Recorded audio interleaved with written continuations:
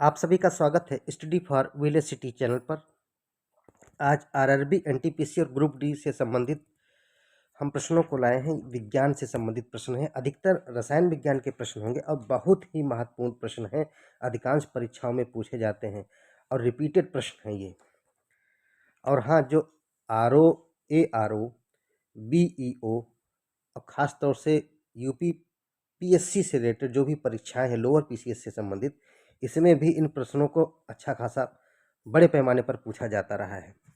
पहला प्रश्न है, सोडियम धातु का संग्रह निम्न में डुबोकर किया जाता है। जो सोडियम धातु है सोडियम सोडियम धातु को निम्न में डुबोकर क्या किया जाता है? संरक्षित किया जाता है। संरक्षित, यहाँ पर ये थोड़ा सा मिस्टेक हुआ। संरक्षित किया जाता है किसमें? केरोसिन में, अमोनिया में, जल में या फिर हवा में। किसमें संरक्षित किया जाता है सोडियम को? तो भाई केरोसिन में किया जाता है, मिट्टी के तेल में। ए नंबर सही होगा, क्योंकि ये ऑक्सीजन जब पा जाता है सोडियम तो इसमें आग लग जाती है। पानी में भी आग लगाए कोई धातु अगर है तो वह है सोडियम, और बहुत ही लचीली धातु है। एकमात्र ऐसी धातु है जिसको चाकू से काट सकते हैं, यह है सोडियम।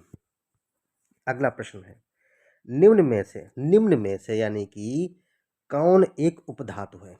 निम्नलिखित में से उपधातु है कौन सी है? तांबा, जर्मेनियम, एल्यूमिनियम, जस्ता।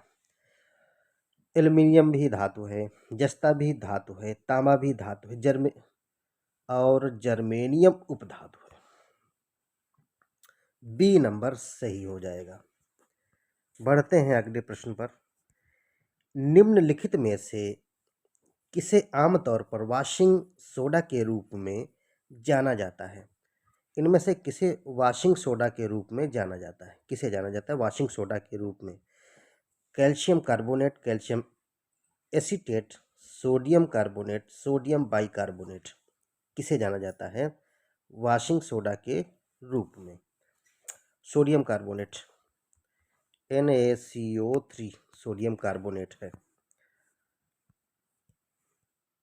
फोटोग्राफी में स्थायीकर, फिक्सर यानी कि विकासक, डेवलपर के रूप में उपयोग होने वाला रसायन क्या है? क्या है वह? Sodium sulphate, sodium sulphide, sodium sulphide था ऊपर, फिर सोडियम सल्फाइड है, या फिर सोडियम थायोसल्फेट। फोटोग्राफी में जो उपयोग किया जाता है वह सोडियम थायोसल्फेट का उपयोग किया जाता है। डी नंबर सही होगा। नेक्स्ट प्रश्न है, धोने का सोडा किसका प्रचलित नाम है? वाशिंग सोडा, धोने का सोडा किसका प्रचलित नाम है? Calcium carbonate, magnesium carbonate, sodium carbonate या फिर पोटेशियम कार्बोनेट। धोने का सोडा कौन सा है इनमें से? भाई सोडियम कार्बोनेट ही है, अभी चर्चा हुई थी, Na2CO3। ऊपर वाला भी प्रश्न से रिलेटेड था क्या? अच्छा ठीक है। अगला प्रश्न है, निम्न तत्वों में से कौन सा एक ठोस हाइड्रोजन कार्बोनेट नहीं है? इनमें से ठोस हाइड्रोजन कार्बोनेट कौन सा नहीं है? Potassium, sodium, caesium, lithium. छठा प्रश्न है, पोटेशियम नहीं है, ये नहीं बना पाएगा। अगला है, बारूद बनाने में निम्न में से किस एक का इस्तेमाल किया जाता है? बारूद बनाने में इनमें से किसका इस्तेमाल किया जाता है? Magnesium sulphate, potassium nitrate, sodium stearate, calcium sulphate. बारूद बनाने में किसका उपयोग होगा? बारूद बनाने में अधिकांश जो उपयोग किया जाता है यह है पोटेशियम नाइट्रेट का, K2C KTNO3। ठीक है, पोटेशियम नाइट्रेट का। पृथ्वी की पपड़ी में सबसे ज्यादा पाया जाने वाला धातु कौन सा है? परपटी होना चाहिए, परपटी। यहाँ पर ये देखेंगे, सबसे ज़्यादा पाया जाने वाला धातु कौन सा है? जिंक, तांबा, एल्यूमिनियम या फिर लोहा, क्या रहेगा? 8वां प्रश्न है ये पाई जाएगी एल्यूमिनियम। जो पृथ्वी है अपनी, पृथ्वी को, ये है पृथ्वी, इसको हम अगर इधर से काटते हैं तो ये हेमिस्फीयर, एक ये हेमिस्फीयर हो गया। तो इसमें जो पहले नंबर पे क्या पाई जाएगी? क्रस्ट होती है। क्या होती है देख लेंगे। पृथ्वी को हम, इसे गोलाकार है ये, इसको हम ऐसे एक हेमिस्फीयर बना देंगे यहाँ से,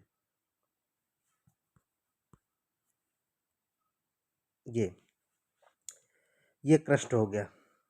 तो क्रस्ट।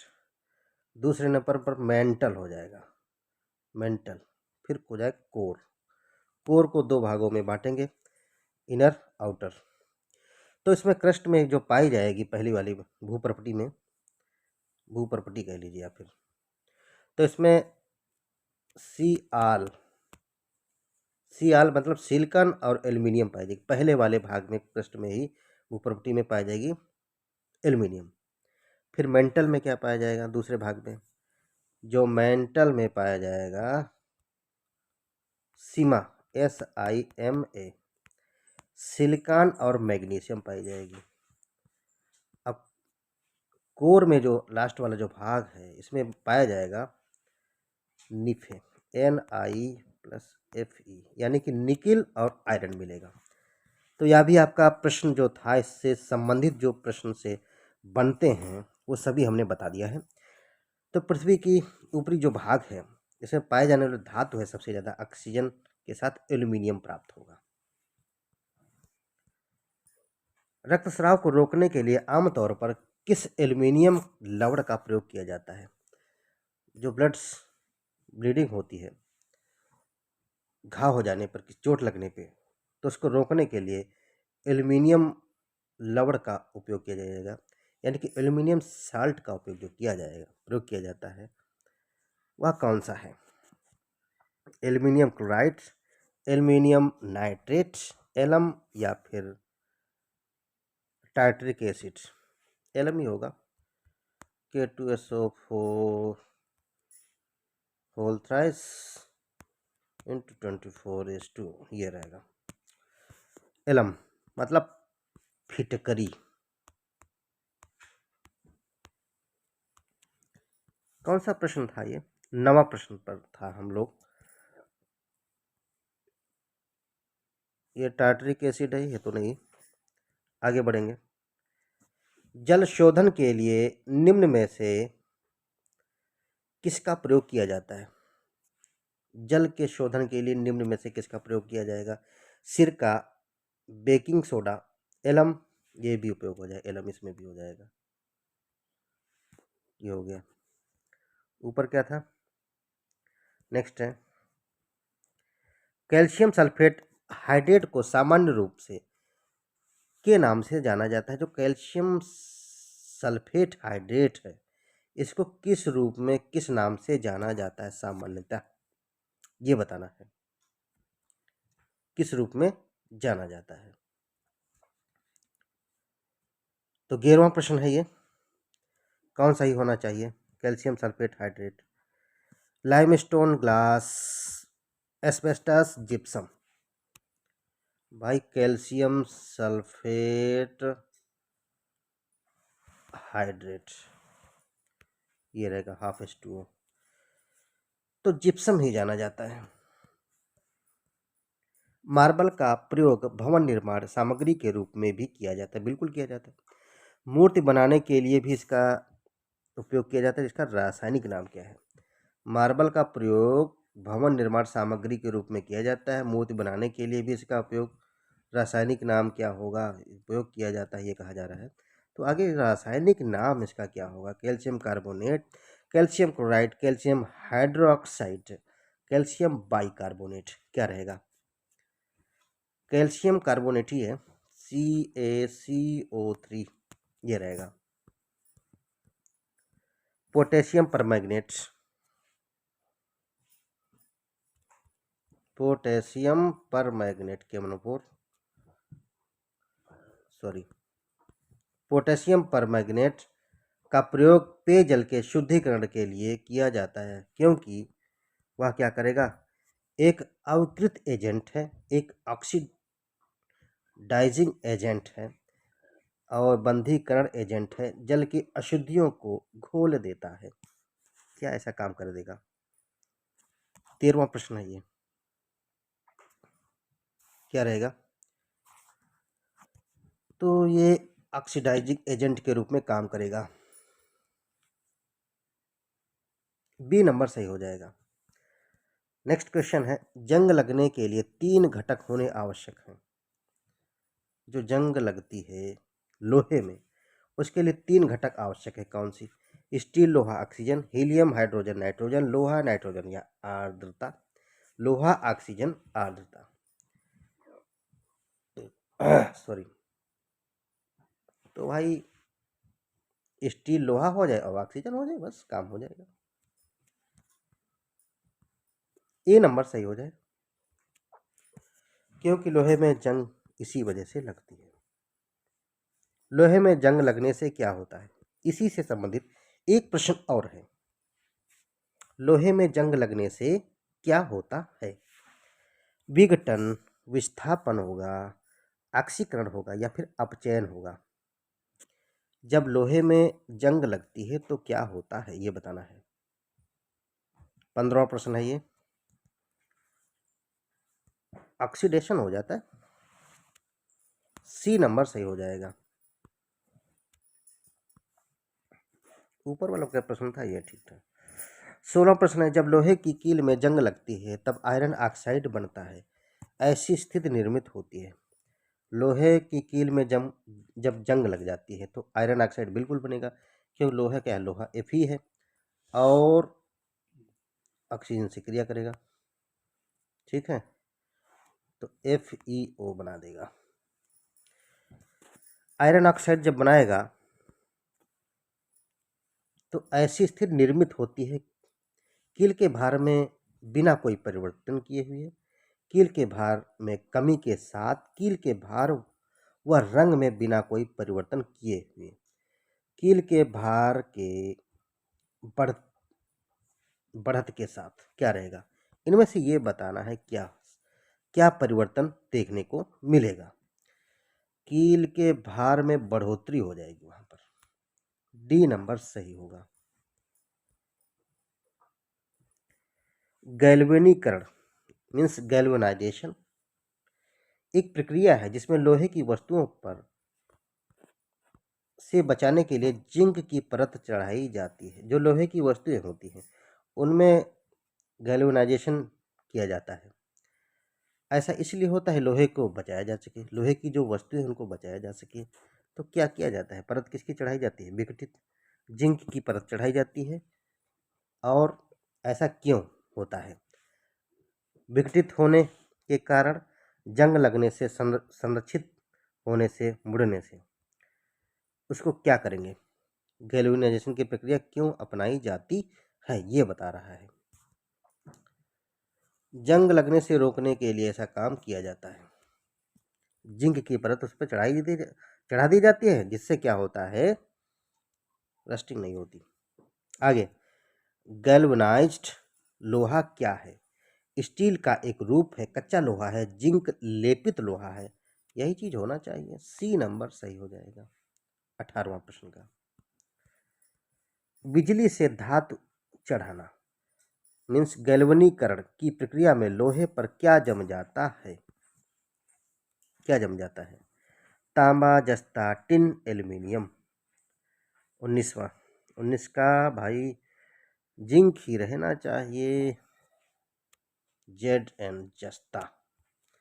बी नंबर सही हो गया। जर्मन सिल्वर का उपयोग सजावटी वस्तुओं में, जो जर्मन सिल्वर है इसका उपयोग सजावटी वस्तुओं में जैसे मुद्रा धातु, आभूषण आदि बनाने में होता है। इसको यह नाम देने का कारण क्या है? यह ताम्र की मिश्र धातु है और इनमें चांदी एक घटक के रूप में होती है। यह देखने में चांदी जैसी होती है। चांदी का उपयोग सर्वप्रथम जर्मनों ने किया। यह चांदी की मिश्र धातु है। 20वां प्रश्न है ये। यह देखने में चांदी जैसी होती है। बी नंबर सही हो जाएगा 20वें का। अगला प्रश्न है, फोटोग्राफी के प्लेट पर निम्न में से किसकी परत चढ़ाई जाती है? जो फोटोग्राफी की प्लेट होती है इनमें से किसकी परत चढ़ाई जाती है? Silver oxide, silver chloride, silver bromide, silver iodide. 21वां प्रश्न है ये। तो क्या सही होना चाहिए? फोटोग्राफी के प्लेट पर किसकी परत चढ़ाई जाती है? सिल्वर ब्रोमाइड की। सी नंबर सही हो जाएगा। 22वां प्रश्न कहता है, कमरे के ताप पर कौन सी धातु तरल अवस्था में बनी रहती है? रूम टेम्परेचर पर कौन सी मेटल लिक्विड स्टेट में बनी रहती है? पारद, सीसा, प्लेटिनम, जिंक। 22वां यही पारद यानी कि पारा, मर्क्यूरी, Hg।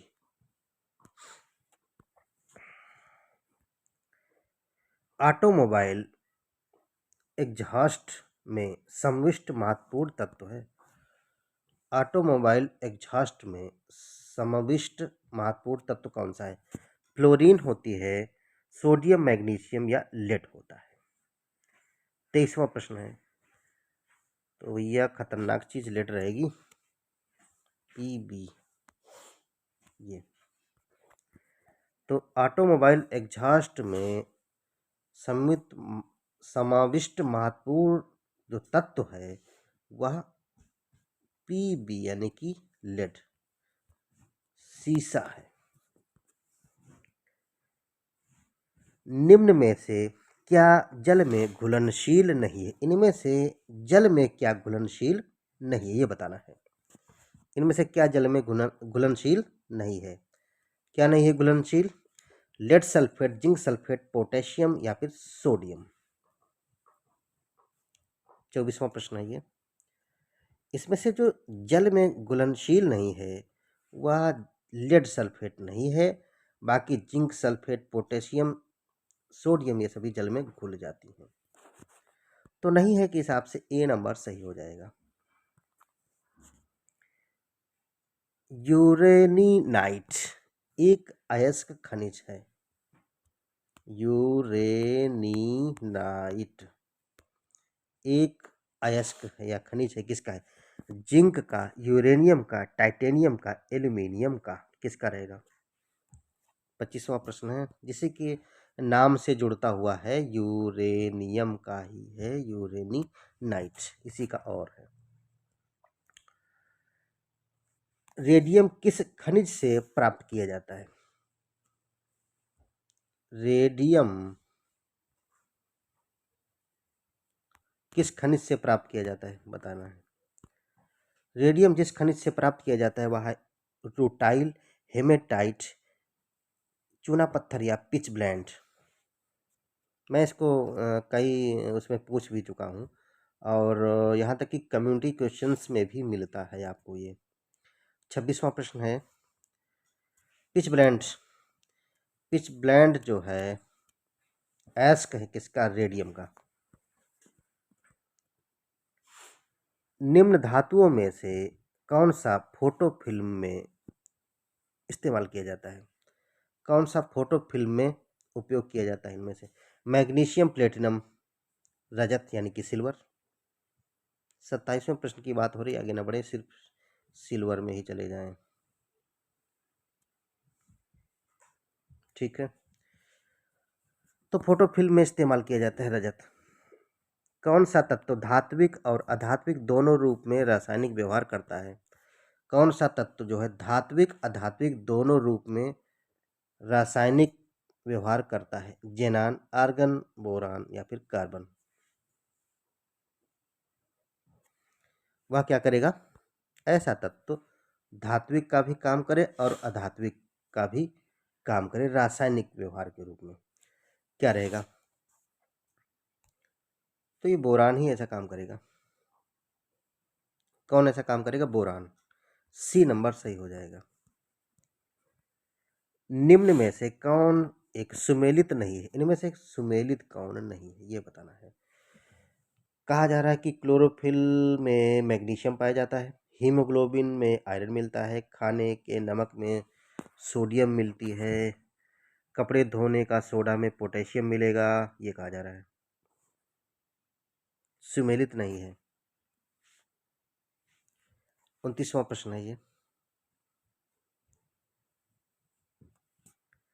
देखिए, क्लोरोफिल में मैग्नीशियम होता है, हीमोग्लोबिन में आयरन होता है। खून की कमी हो जाती है तो हीमोग्लोबिन की में उसमें कमी आ जाती है, तो आयरन की मात्रा उसमें कमी पड़ेगी। जाहिर सी बात है, तो हीमोग्लोबिन में आयरन ही, उसी से हीम का मतलब ही होता है, लैटिन भाषा में जो नाम है आयरन ही है। तो हीमोग्लोबिन में आयरन, क्लोरोफिल में मैग्नीशियम, खाने के नमक में सोडियम, बिल्कुल सोडियम होता है क्योंकि खाने का नमक NaCl होता है ना, तो सोडियम मिला ही। और आगे बढ़ेंगे। कपड़े धोने का सोडा पोटेशियम, ये गलत है। Na मिलता है पोटेशियम की जगह, सोडियम मिलता है। तो कौन सा आंसर सही होगा? डी नंबर सही होगा नहीं के हिसाब से।